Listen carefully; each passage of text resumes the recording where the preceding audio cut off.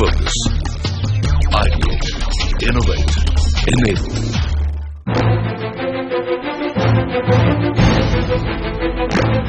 Last week, participants from some of India's pioneering management institutes strengthened their strategies to save themselves a spot in the top 8. After a riveting battle, the final 8 were revealed. This week, we reveal the champions as teams stand off on one of the nation's largest platforms for excellence, the Mahindra War Room.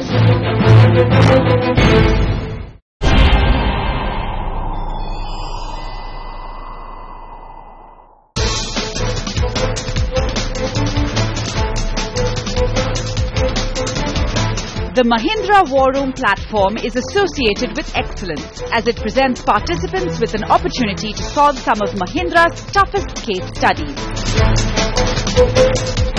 As the going gets tough, the tough get going. And with this attitude, teams were presented with the final opportunity to make one long-lasting impression on the jury. India will be the youngest nation in the world by 2020 with 28% of the world's workforce. But if we don't give these people marketable skills, we'll be in a situation of water everywhere with not a single drop to drink. Our research shows that most of our target group comes from single income families anywhere in the range of 1.5 to 3.5 lakh. So the first thing we did was a deep dive analysis into the skill development value chain, and we identified issues and challenges into every single stage. In the first stage, mobilization, lack of awareness and inaccessibility of centers. Under financing, the lack of liquid funds and high lending rates from banks. Under training, there's a dearth of high quality trainers in the country. Under certification, there is no existing system to gauge existing skill sets in case an upskilling is required in the future. Under placements, students often land in the wrong job and companies increasingly demand day one productivity. Under post-placement, there is a very weak alumni connect. But the critical question is, can we turn these issues into opportunities? We have actually worked on this for the past 3 months. It took us a lot of time, day in and day out, by sitting back late hours in college and then coming here all the way, spending the last 48 hours sleepless. And I believe we did a really great job. We are happy at our performance and we really believe that we have a very fighting winning chance.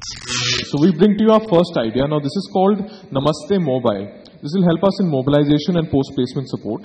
So when the youth in Satellite Town calls this toll-free number, they'll receive a 7-minute entertainment capsule which will have some songs, jokes, shairi, etc.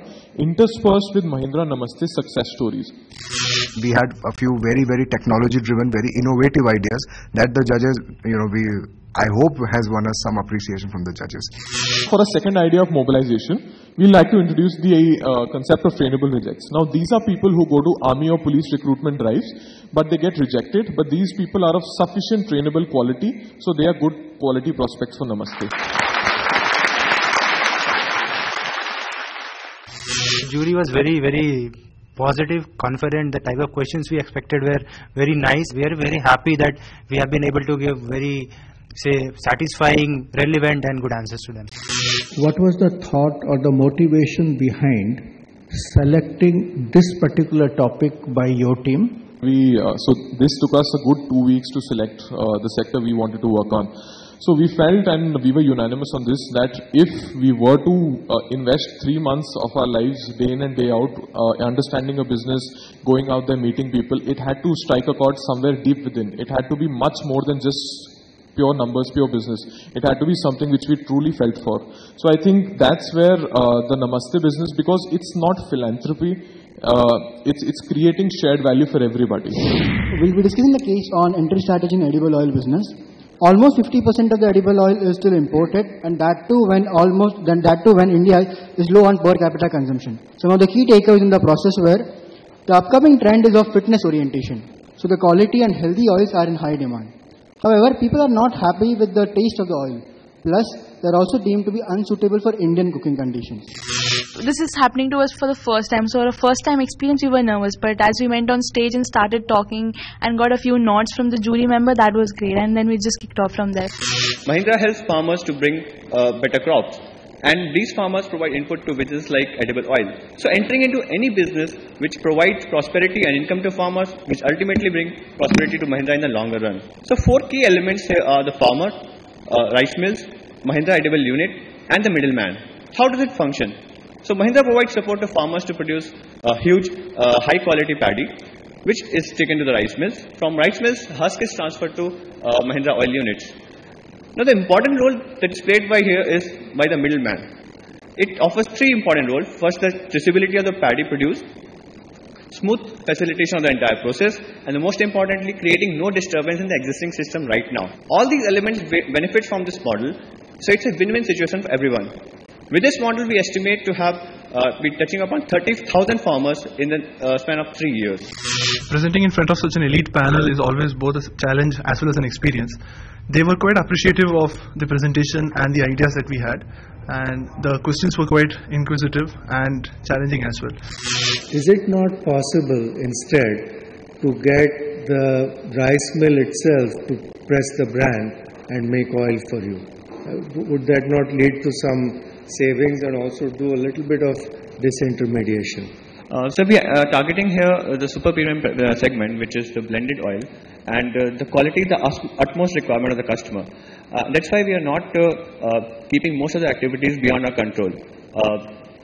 Definitely, that could be a possibility that we can outsource that crushing part. But most of the companies in India, especially the blending processes, is being done in-house, and that's why we have tried to keep those activities within our control. We are Team Tough Mudders from IIM Indore. We are presenting our analysis on Mahindra's entry strategy into edible oil. We started off with selecting the caselet, and we chose a caselet which was really challenging. What we found was the current brands focus on health, taste and heart. But do we have an opportunity to enter this business? Yes. Ladies and gentlemen, presenting to you the premium range of Saboro oils. A nourishing edible oil that keeps you young and healthy naturally. It comes with the goodness of natural antioxidants. It delays aging, prevents cancer, improves memory. Every drop of it is filled with nutrition, purity and trust. And we at Mahindra believe, live young, live free. So our brand idea is, Ab aap rahe tan aur man se young. I feel the kind of learning that we had in our B school studies, we could implement that well, and this was a better opportunity for us to, have a live project experience. Having produced the crude oil in the oil extraction facilities, we move it to our refining locations, which will be located at port locations near the actual consumption market. Also, the port locations will help in refining at one place if there is an import. So we propose for mustard Kolkata, for soybean Surat, sunflower Vizag, and for rice bran Mumbai. Having refined and packaged a product, we transport and ship it to our storing locations, which we suggest like to have one in every small state and two in every larger state. You talked about an investment of 1,500 crores, and you talked about 4 kind of products being launched. Is there a correlation between the two, and have you thought between trade-offs so that you can go low in terms of investment and then replicate it with other products that it came and not launch everything together? A lot many questions were asked to us which were like we were not expecting those questions. So the senior leaders who are there in the firm, they have so what is the case? Their vision was based on their vision. They asked us very good questions which we had already not prepared an answer for, but we tried our level best to give whatever. Our calculations are based on establishing the entire chain, so we don't need to do that in first place. For example, we don't need to get the warehouses constructed ourselves. We can rent them. Secondly, sir, what we are thinking is we can derive on synergies that we have, especially with Mahindra Logistics in this case, because the major investment that will go is in setting up the crushing facilities and the refining facilities. So this and the transportation, of course. So at least in the transportation part, we can have synergies with Mahindra Logistics, and also in the warehousing part, we can have synergies with them. Coming up, the grand finale of the Mahindra War Room 2014 continues. Stay tuned.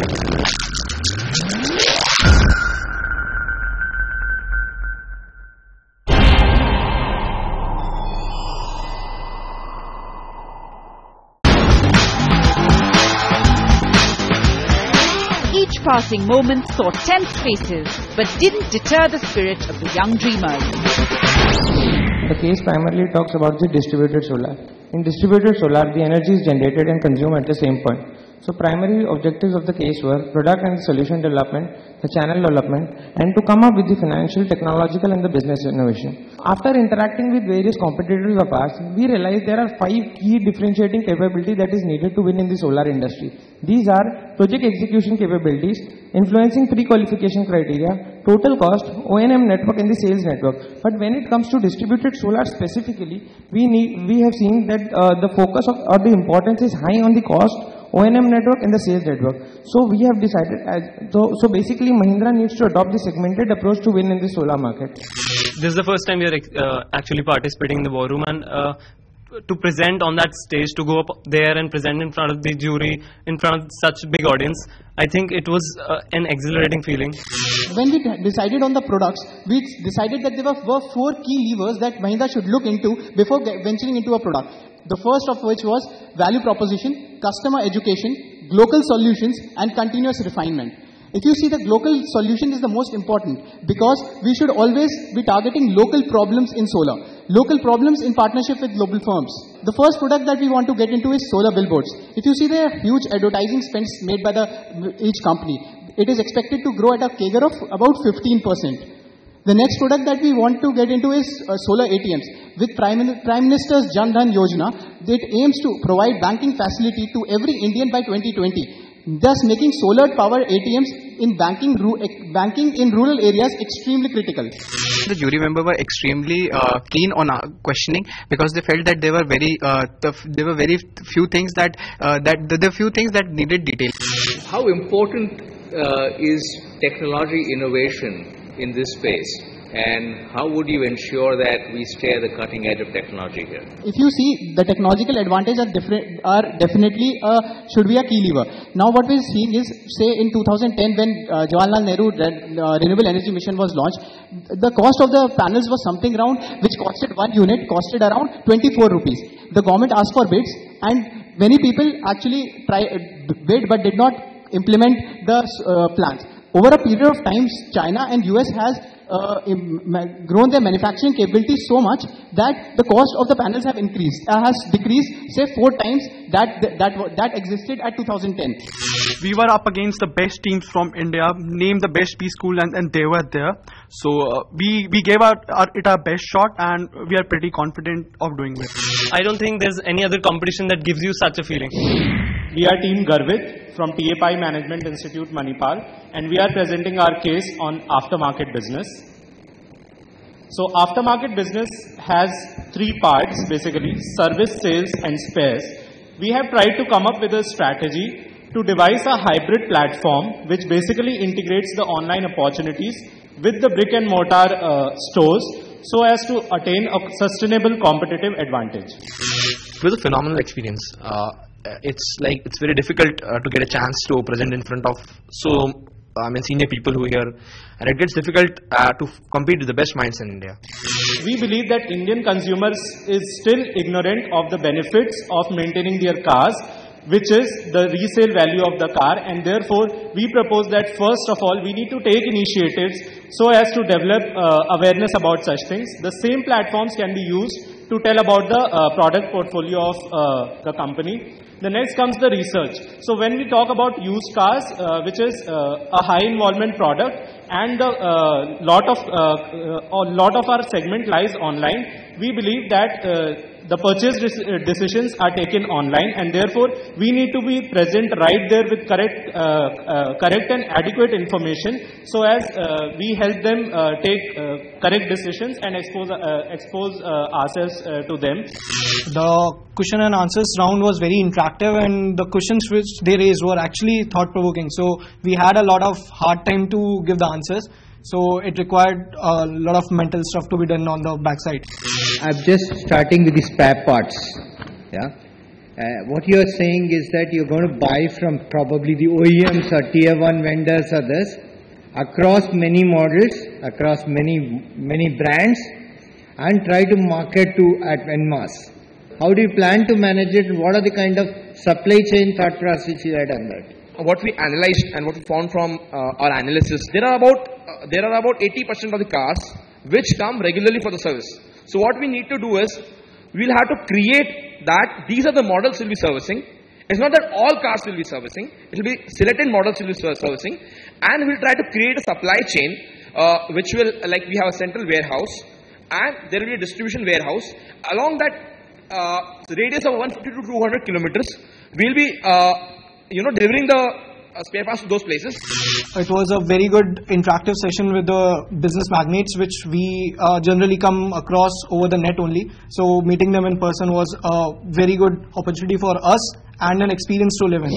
Our case is on the cloud computing business because we believe that cloud is the new IT. Our objective is to evolve a cloud computing strategy for Tech Mahindra to realize revenues of $1 billion by FY17 by growing exponentially. So our presentation was about cloud computing strategy, and Mahindra wants to build up $1 billion from cloud by 2017. If you look at industry trends, we see that pay-as-you-go and agility, flexibility and elasticity are the major industry drivers, while privacy, security and reliability are the major industry challenges. Gaps that we should address are based on two things. First, Mahindra capabilities, and next, industry trends. So where these converge are our strength sectors, which are telecom, manufacturing, BFSI and healthcare. And we need to improve our existing capabilities in these sectors, APIs, adaptability and SMEs. However, there are some sectors where we do not really have strengths, and we need to acquire strengths because industry trends are positive in these sectors, which are retail, data centers and e-governance. The good thing was that they came up with good amount of questions. They had a good understanding of what we had to offer, and we were questioned nicely on it, and I think we were able to tackle them well, and at least up to what we could give them. Did you see that more of the opportunity would be domestic or international? So, sir, as far as e-governance and SMEs is concerned, we have lots of capability in that area. However, as far as our strength sectors are concerned, where we actually have clients, our capabilities lie in the basically internationally.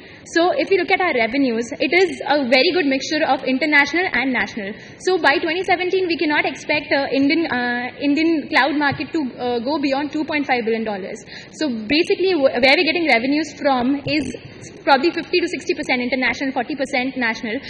So, we are missing our examinations because of this. And frankly, it's all worth it.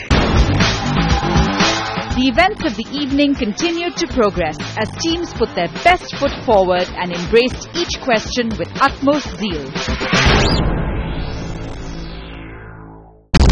When we return, the action continues.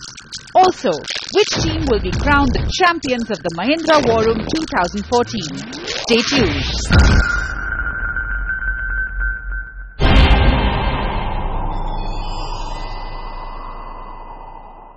Good evening, ladies and gentlemen. We are the Centurions and we present before you the entry strategy for the edible oil industry. Our case study was about entering into the edible oil market, and what we've tried to suggest is that currently the entire olive oil that we have is imported from other countries. But what we are trying to suggest is that Mahindra should enter into olive cultivation, which has now been proven into Rajasthan, and therefore have that kind of a competitive advantage. Mahindra should enter the edible oil business because of the overall expanding market, which has been at a CAGR of 4.4% in the last few years, the huge potential in the packaged or the branded segment, and the pain point that is the import-driven industry. So, we propose that Mahindra should enter the edible oil industry with two oils into the two categories. One is the emerging oils category with olive oil. Second is the conventional oil category with the soybean oil. Because why olive oil? Because it has had huge consumption and huge demand. It caters people across all the sectors.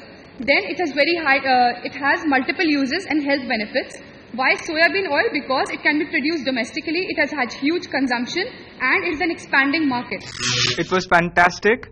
The eminent panel who were there, scrutinizing each and every word, and the quality of questions they were asking us made us prod deeper into our own suggestions and come out and think on our feet.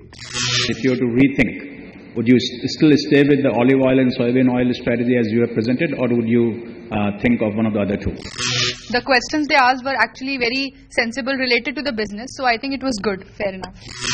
Sir, I think we would want to stay with the olive oil and the soya strategy, and the reason why we are saying this is that we are making India the hub of olive cultivation. We are actually making India, which it is not known for. We are importing olive oil, so therefore a lot of balance of payment also, those kind of concepts also come in. Secondly, I think there's a huge demand upsurge that's going to happen because of the health concerns that we are looking at. And olive is that one oil that is looked as very healthy, as one of those options that is the healthy oil. I mean, there's a full stop after this. So that is why we believe that olive oil does make a huge and a big story. Soya, when we are fortifying it, it again becomes, and therefore it actually caters to the entire bigger segment, sir. I think it was an amazing experience because of the fact that the business cases which are given are very live in nature. So you get a huge window to work upon them and derive a solution out of them. With the last presentation out of the way, it was now up to the jury to make the final call in selecting the creme de la creme.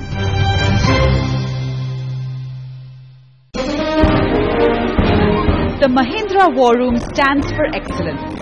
And to elevate the excitement of the platform, the event was graced by none other than Anand Mahindra.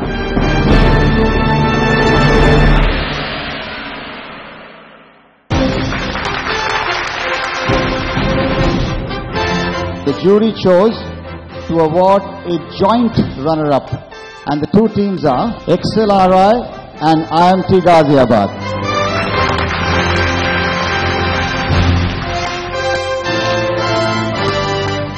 And the winners are of the Mahindra War Room Season 7, SIBM Pune.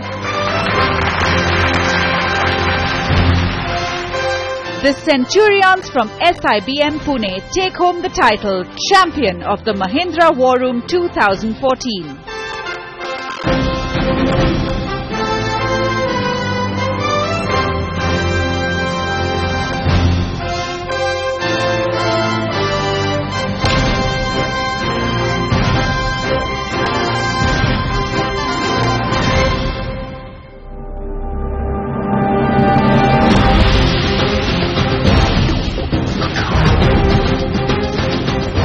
Battles were won and champions were crowned. This wraps up the 7th edition of the Mahindra War Room. But the battlefield remains open for a new wave of teams who will get ready to battle on India's biggest knowledge platform. Catch all the action unfold next year on the Mahindra War Room.